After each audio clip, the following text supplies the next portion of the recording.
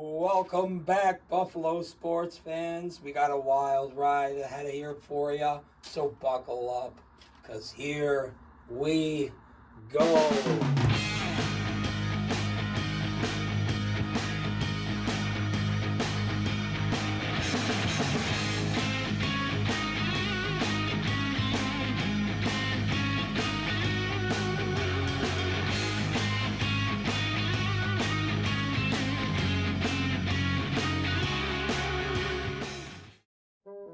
Well, it didn't feel as easy as the previous week against the New York Jets, but our Bills got a 10-point win against the Miami Dolphins on Thursday night, winning 31-21. You win the game by 10 or 100, still a win. Either way, to be honest with you, I didn't really want to see it come down to to that drive where Tua threw the interception at the end, which pretty much sealed the deal. But Miami, a few missing pieces, they could be a pretty good team because they kept up with us. But the Bills are home, and we win in the Ralph. Well, we win in Highmark Stadium, so I was not worried. Even in that moment, I was not worried. I knew we were going to come out with the dub. Yeah, 31-21, 10 points. I'll take it all day. And Josh Allen, man, he just he's a field general. He went nearly perfect. I think he was like 22 for 28, so 6 incompletions, almost a perfect game on his end. No mistakes. Yeah, just a great game. So happy to get that win, 3-0. That's our MVP. In a division win, it's important, so we'll take it however it comes, Stevie. You win your division, you make the playoffs. I remember I used to say that all the time, watching the game, watching the back in the day, where like the only way we're going to get in is if we win the division, but obviously the Patriots like that most of the time. So, yeah. But yeah, funny how it takes. Win the division, you make the playoffs, but we're going to win the AFC. So I agree. All right, well, time to move on to this week's the good, the bad, and the promising. This week's good, mistake-free. We're playing mostly mistake-free football. Some things we're talking about coming up, but only 3 penalties in the game. That's what I like to see. If you can do 3 or less penalties within a game, if you play clean football like that, and it really helps you going down the stretch of the season. And that just shows you the level of respect that they have for obviously Sean McDermott and the whole coaching staff, but also Josh Allen, who is the guy. If you're Keon Coleman in your second year, you took some pass interference calls against the Jets. He's playing aggressive football, but you're not seeing that now because you're not trying to hurt your team. All these guys go out and fight, with all they got. And if you're taking stupid penalties, preventable penalties, because sometimes penalties do happen. It's not necessarily your fault. It's just, I guess it is. But playing discipline and playing smart is really important. So, yeah, just very good. 3 penalties. Do that every week or less. It's a sign of the organization as a whole, from being to the players he's getting, McDermott and his coaching, and the actual abilities of the players to be able to play without needing to play with penalties. So I love it. It's really good to see. Yeah. Take it down a peg here. We're going to go into this week's bad missed tackles. I think overall the defense didn't play terrible. They didn't play bad, but too many missed tackles. You get some of those initial contact tackles to get the runner down, and we're looking at a much different game stat-wise and scoreboard-wise. So I'd like to see us really complete, wrap up, make full tackles moving forward. Because we have a good defense, and they played right. We're in mostly good positioning, but you gotta get that tackle. Yeah, no, for sure. They do have some elusive players like Tyreek Hill and Achan, but also when you got the guy in your hands, don't let him get out. Especially some of those late tackles, man. You see a few of them last week where he had him on the ground and he just needs to continue to pull him down, but he breaks free and you got to make sure you wrap those guys up and not let them get, because there's a few big plays that they made on us that we really should have had them further back. So you got to make plays became 20-yard plays. Yeah. So yeah, we correct that moving forward. I think our defense looks a lot better. A fun note, actually, our defense was trying to get guys back.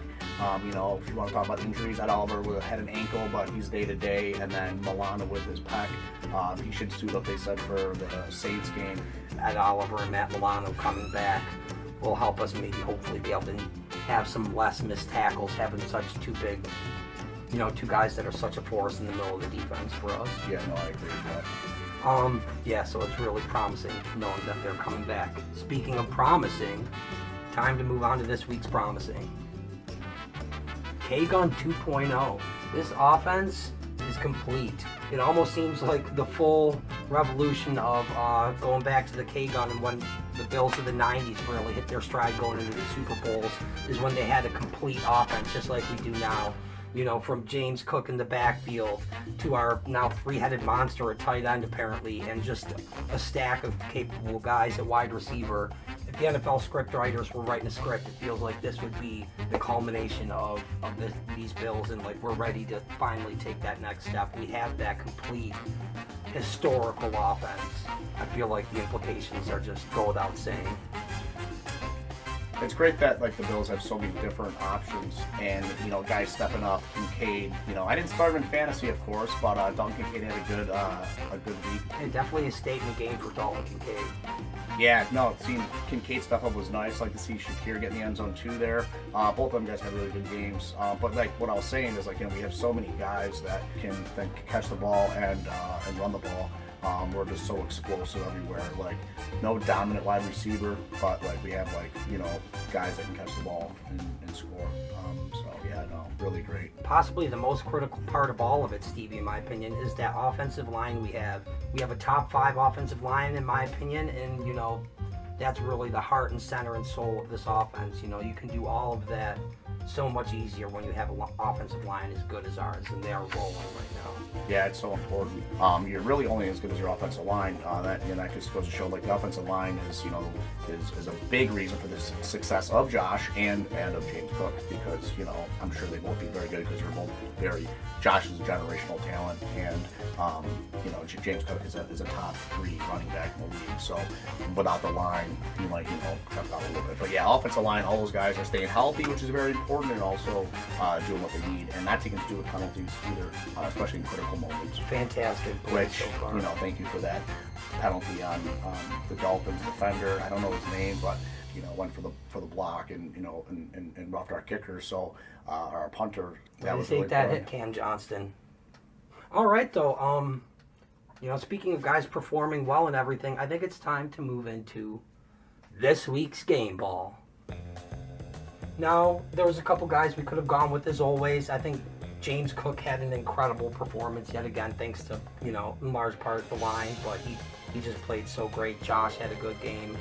Terrell Bernard with that last-minute pick. But I think we got a more fun and first-ever time pick this time. Yeah, no, there's so many. That's the thing with this game ball is like, you know, if we could give out 10 a game, it wouldn't even be hard to do because there's impactful plays all around. Josh is having a good game. Jamie's always having there's good offensive line, defensive line, if you want to say, you know, the offense or defense as a whole, or secondary. But I think we're going to give it to Jackson Hawes, man, a rookie. He got his first ever touchdown. He had 1 catch for 5 yards, and that's all he needed. Nice little shuffle pass from Josh in the red zone there, and yeah, it was nice to see. It was a gritty play. You love to see that. Yeah, so Jackson Hawes with that 1 catch. He had 1 catch for 5 yards, but it happened to be a touchdown, and that was his first ever NFL touchdown. So this one's for you, Jackson. There you go, man. Congratulations. And we don't even run those 6 linemen formations really anymore because of Jackson Hawes. You see him out there a lot in those double tight end sets more than you ever see those 6 lineman formations this year. So it's really, in a weird way, he seems responsible for helping take our offense to that next step, like we were kind of saying shortly ago with that K-Gun 2.0. But yeah, very impressed with him. Good game. Yeah. All right, I think it's time to move on to our mid-segment here, Stevie baby. Yeah, unfortunately you didn't go, but me and Skippy did. So I can't wait to see the footage. I know he's got to send it over. I'm a little nervous. Well, let's check out us, Skippy and Stevie baby meeting the Mafia.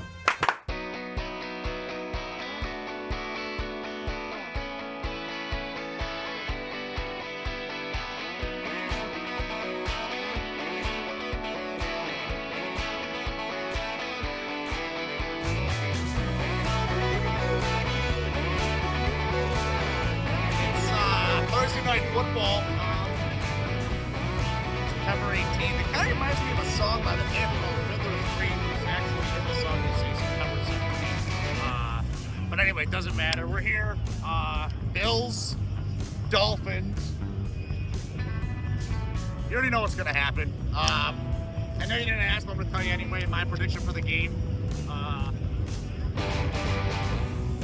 47-21 Bills. Lock it in. That's the exact bet. 47-21. Let's go!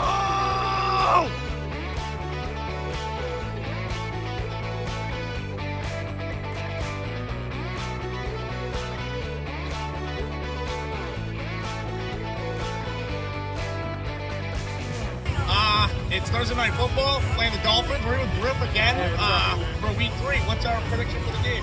Big win today. Dolphins fans going to go home crying. Mike McDaniels might have to walk home to Miami. They won't let him back on the bus after this. Probably Bills, high scoring one, somewhere in the 40s. I'll go 44, and Miami's going to be lucky to put 6 points on the board tonight. So. Do you think Tua goes down? Tua might get his brain scrambled. Yeah. Like every other. Man, just retire, buddy. Hey, Yeah. go Bills. Awesome. Let's go. Oh, yeah. Go Bills. Yeah.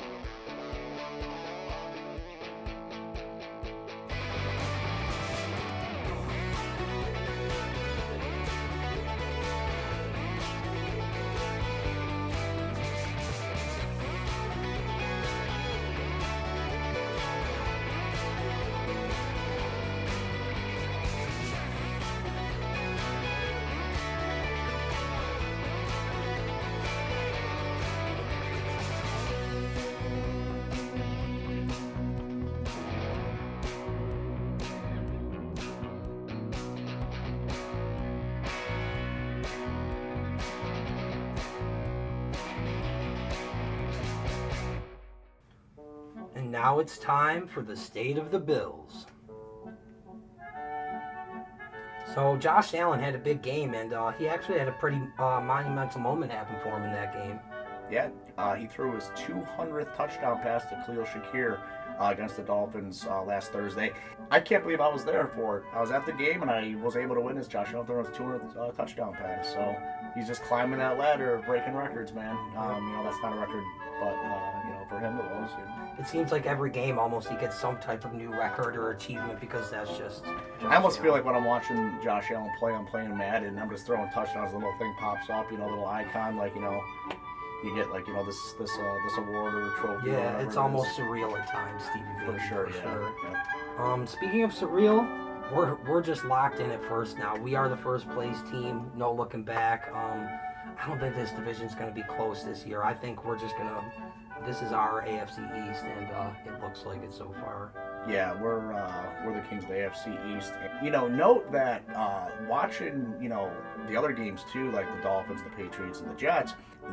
Those teams they're not dog crap teams. They play the Jets. That's not even close, right? Bills and Jets, not even close. Buffalo, Miami, you know what I mean? Up in New England. Even though I don't really expect playoffs for any of those teams, they're all just a couple real pieces away from at least being contenders and putting up more of a fight moving forward. But for now, it's our division. Similar with the injury report moving forward, Oliver and Milano both have question marks next to them. Other than that, nothing too crazy at least. Hairston and then Bass, we could see the decision being made with their IR situation moving forward. So that's definitely something to keep an eye on here. So they'll be eligible to suit up for us. I don't really know all of the terms and how Harrison's progressing and stuff, but I know he's on the bike right now. Milano with pectoral injury. He should be suiting up for the Saints. And Ed Oliver, that's going to really help our defense too. Having Eddie there, we didn't really orchestrate a really good pass rush against the Dolphins. Ed Oliver likes to get out from the quarterback, so that really is really important. Injuries minimal, guys are coming back. I really want to see what they do with Matt Prater though, because Tyler Bass is coming back, and obviously Tyler Bass is our guy. It'll be interesting You to know. see how that situation shakes out. Yeah. And you also have some other guys coming back on the defensive line soon. Hoyt and Ogunjobi. What did they do with them? I believe it was at week 6 that they're eligible to come back. So might see a little bit of movement with Milano, Oliver, and these different pieces coming back in one piece at a time. We're looking pretty good in the injury department mostly overall. Yeah, definitely really good to see. All right, well, I think it's time, Stevie baby. Time to chalk it up. This week's chalkboard statement, just keep marching. You know, some of these wins haven't been pretty. You know, you want to go in and blow out teams 40-0 and don't really care about any of that. Just keep playing smart football. Keep playing like you're the better team game by game. Keep getting wins, you know. Block out all the noise and expectations. Go in week by week. Keep marching. Keep doing our thing. I think we're going to be in a really good position. Yeah, you know, Josh Allen, you know, 95% of his interviews that he does when he talks about the next opponent or they ask him about the next opponent, he says, you know, we're just looking to go 1-0. And that's what you have to do. Go in there, march, do what you have to do, get the win. And it's not about, you know, winning by 100 points. It's about winning the ball game. And going 1-0 every week, that means you're the best in the league. So, yep, go 1-0 every week. And that's what we'll look to do again against the Saints. And the Bills come marching in. But yeah, just keep marching, you know. The Saints, we're going to be the ones marching on Sunday. It's our season, but 1 week at a time. We're getting a win this Sunday against the Saints.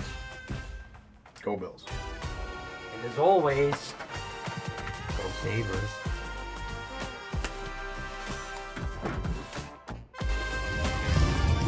I've never been down here before. They don't let me around these parts. What is this?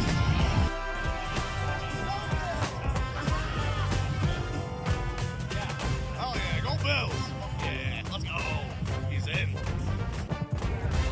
He's you.